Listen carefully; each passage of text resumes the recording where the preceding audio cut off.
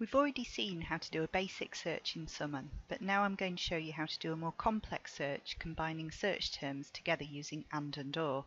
These are sometimes called boolean operators. So let's imagine we're looking for peer-reviewed articles in the last 5 years on strategic voting, where the voting system is proportional representation. So we're searching on proportional representation and strategic voting.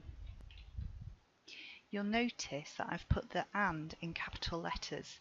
That's because and is normally a word someone ignores, so to make someone take notice of it, you have to put it in caps. I'm also going to use something called truncation here. As you'll remember, using this asterisk enables us to search on the stem of a word and find any variations on that word. So VOT asterisk will find voting, voted, vote, votes, etc. And we're looking for articles, so we'll just select that option here and click search. Okay, so that's found us over 5,000 results. We obviously want to get that number down. Apart from anything else, someone will only show you the first 200 results in your list.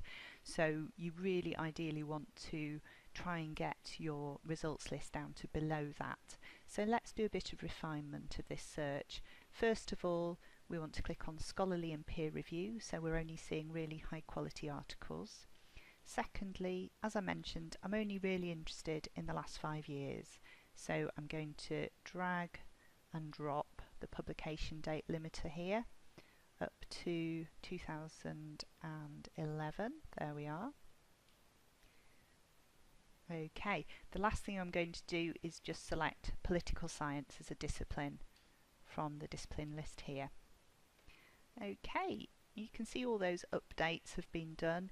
It's still quite a big search, and looking at the results, it does look as though we've got some useful results there, but I'd really like to get this number 755 down if possible.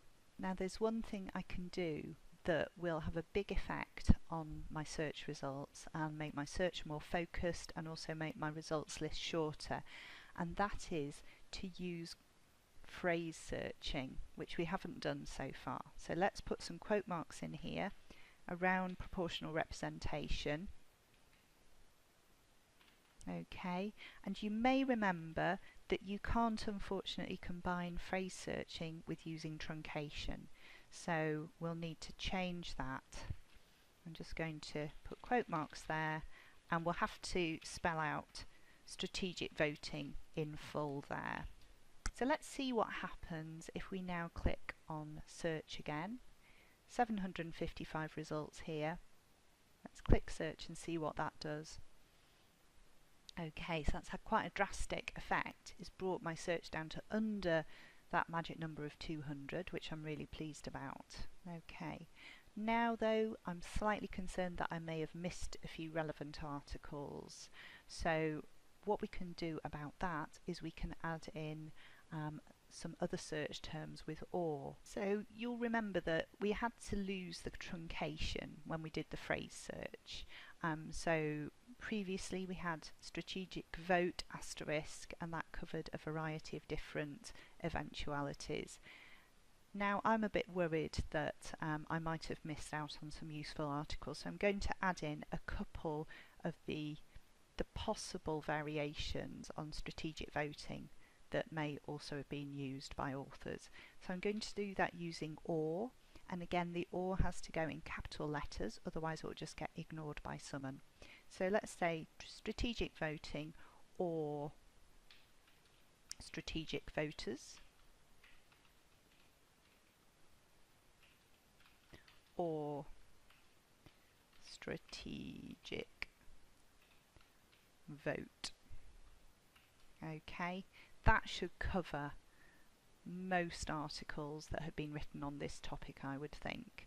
I also want to add another aspect to the proportional representation concept part of the search. I'm also interested in comparing strategic voting under proportional representation with strategic voting under the first past the post systems. Okay, so I'm going to put in proportional representation, or first past the post. And again, I'm searching on that as a phrase. Okay, so we've now got quite a long search string, but that's fine. Someone can cope with long search strings. But one thing it does need us to do is just to put brackets around the phrases that we're joining together with or.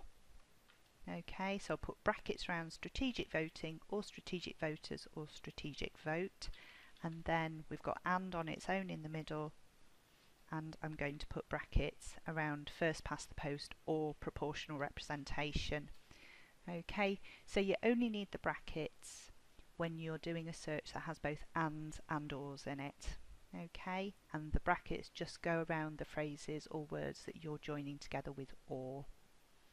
Let's do a search, and now this number 123 should go up because we've added in alternative phrases with or. Let's see what that does. Okay, it's gone up by 20 articles. That's quite a good result, I think. So it's found us some articles we didn't have previously, but it's not overwhelmed us. Now the last thing I'm going to show you in this video is how to save the articles that you want to read later. There are two ways of doing this in Summon. Both of them, first of all, involve selecting the articles that you're interested in by clicking on the folder icon that you can see to the right of your Summon search results. So I'm just going to go down our results list and select a few articles. You can see as I select them that they go into the folder up at the top here. So the first thing we can do is email this list of results to ourselves. Okay, so you can see all the articles I selected are sitting in the folder now, and I'm going to choose a citation format. In this case I'm going to choose APA, and you can see that someone's now changing those references.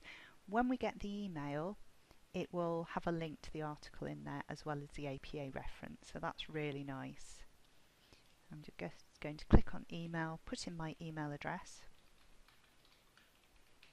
and I'm also, for my own records, going to copy and paste in my search string. Okay, and I'm just going to add a note to say 2011 to date, political science discipline, because we selected that as a restriction, and peer reviewed. And then that tells me exactly how I did the search, and that helps me to keep a record of my results and how I found them. And then I'm just going to send that email off to myself, and you can see it tells me the email's been successfully sent. Okay, so let's just close that down by clicking on the big cross you can see here. The other thing you can do is you can set up a RefWorks account. You can see up at the top right hand corner of the screen here you've got RefWorks login. Now because I've already got a RefWorks account set up, when I click there it will log me in automatically. But if you haven't yet set yourself up for RefWorks, it will take you to a screen where you can sign up, and it's a very simple process, and then you can get yourself an account and start using RefWorks. There are plenty of RefWorks videos available on YouTube which you can have a look at, and I will also post one along with these videos just to get you started. Okay, so that's all we've got time for in this video. Thanks very much for listening. Bye.